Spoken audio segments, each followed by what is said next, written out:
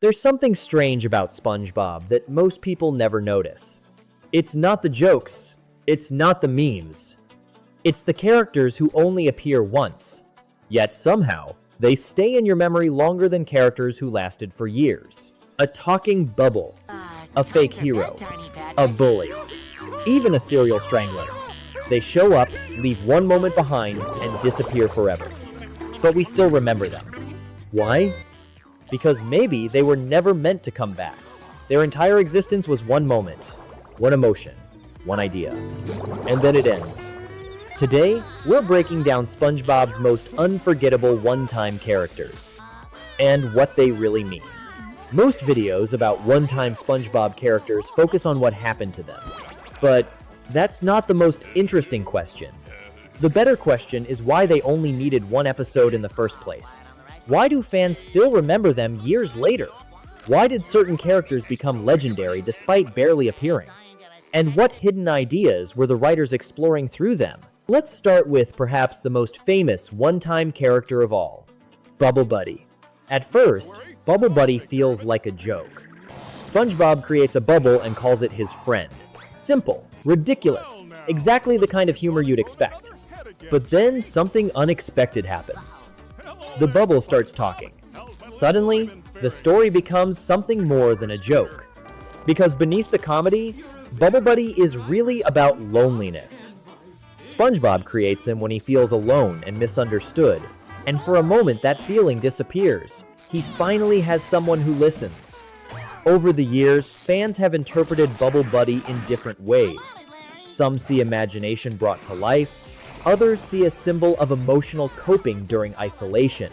But what makes Bubble Buddy memorable isn't that he talks, it's that he leaves, quietly and peacefully. Not as a joke, but as a temporary connection that made loneliness feel a little lighter. Kevin is one of SpongeBob's most realistic characters. Not because he's realistic, but because the experience he represents is...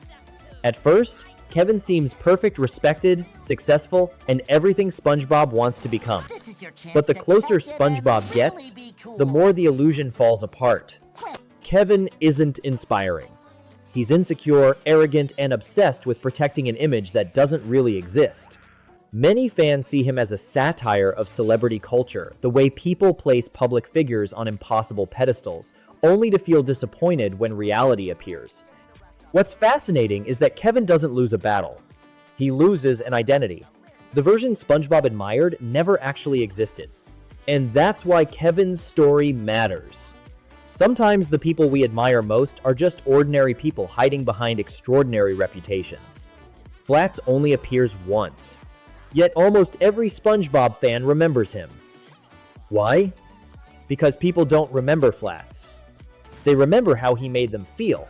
Fear, anxiety, helplessness. Flats isn't a complicated villain. He's an emotion. Every kid eventually meets someone who makes them feel powerless, someone bigger, stronger, or meaner than they are. That's exactly what Flats represents. What's interesting is that the episode never tries to explain him. There's no tragic backstory, redemption arc, or hidden depth. And that's probably intentional, because the story isn't really about Flats. It's about SpongeBob facing fear and making it through. The bully eventually disappears, but the emotional memory remains. And sometimes, that's all a story needs to do.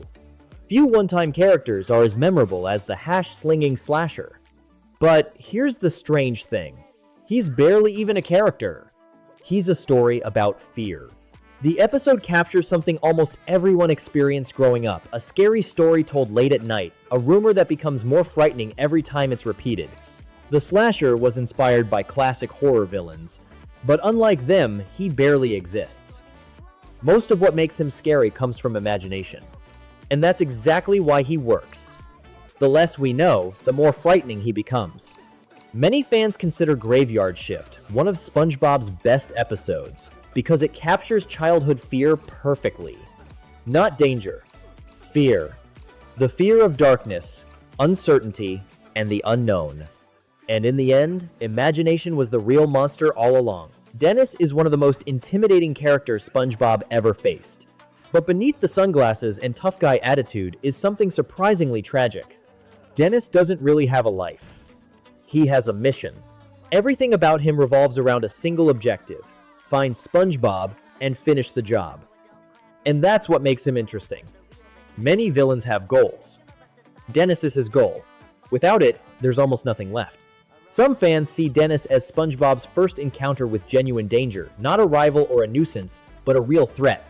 Yet once that threat is defeated, the story moves on without him. Because Dennis was never meant to be a recurring character.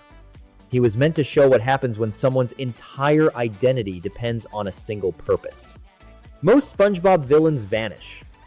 The Tattletale Strangler is different. We know exactly where he ends up. In prison, locked away, forgotten. And somehow, that's even more unsettling. Because his story never truly ends. He's still there, somewhere beyond the frame. Many viewers see the Strangler as a representation of fear that never completely disappears. Not fear that's defeated, fear that's contained. The kind that stays in the background of your life quiet, invisible, but never fully gone. That's what makes his ending so memorable. Not because it's dramatic, but because it feels unfinished. And sometimes unfinished stories stay with us longer than complete ones. The mystery remains, even after the episode ends. Stanley is one of SpongeBob's strangest relatives, and maybe one of the saddest. He's not evil or malicious. He simply doesn't fit. Everywhere Stanley goes, chaos follows not because he wants it to, but because the world around him never seems built for him. Many fans see Stanley as SpongeBob's opposite. Where SpongeBob's optimism usually improves situations, Stanley's presence unintentionally makes them worse.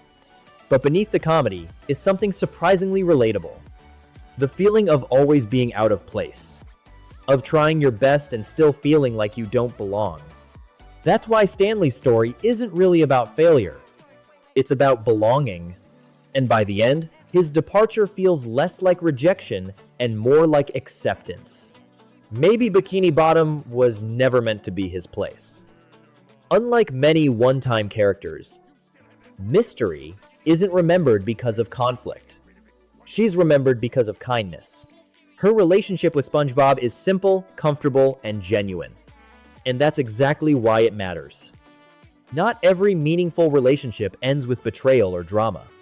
Sometimes people enter our lives for a season and then move on. And nobody did anything wrong. Many fans view Mystery as one of SpongeBob's most mature lessons. Learning how to let go. Understanding that caring about something doesn't always mean holding onto it forever. Sometimes the healthiest thing you can do is allow something to move forward.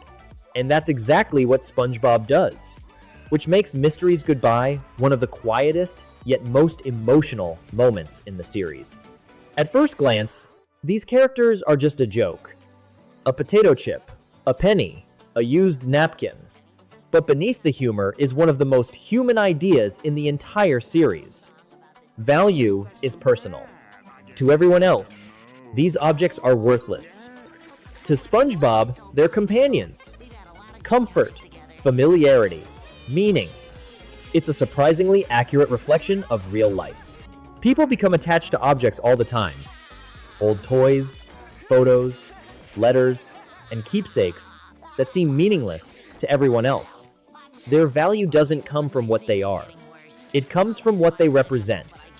And for SpongeBob, Chip, Penny, and used napkin represented safety and connection. That's why he cared about them. And that's why fans still remember them today. And finally, the gorilla. Possibly the strangest character in SpongeBob history.